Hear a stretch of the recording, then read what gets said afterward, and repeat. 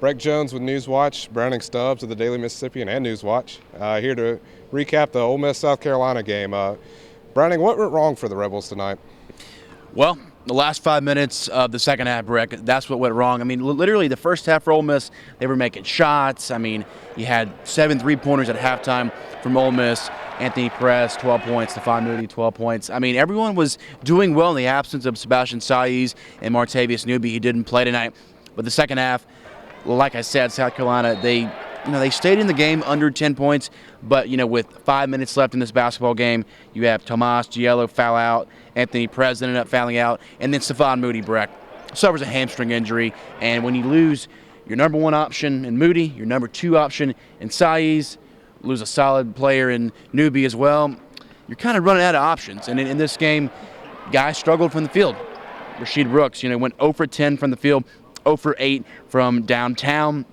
And, really, you just didn't get a lot of momentum from your wing players in this game. Had to play a lot of inexperienced guys. I mean, we saw Dante Fitzpatrick, Terrence Davis, some really young guys played. But, in a stage against a top 25 team, they, didn't have enough experience and to get this win. But, tough loss. Overtime, you had the chances. Rasheed Brooks took 2 3-pointers in the last 70 seconds, but came up short on both of them. But, I mean, Breck, it's simple. When you're not healthy, you're not going to win when you're down 3-4 starters.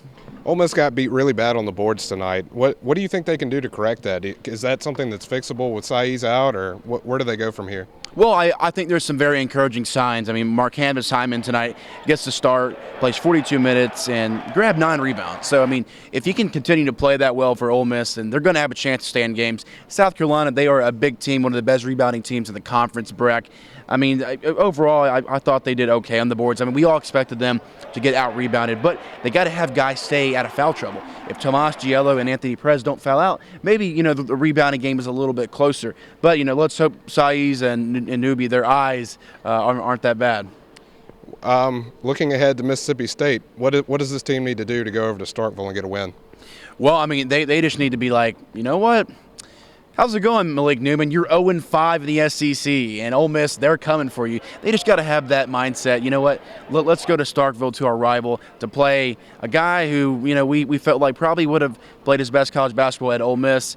I mean, Ole Miss, they certainly have a lot of confidence because, hopefully Moody will get back and maybe Saiz or Newby.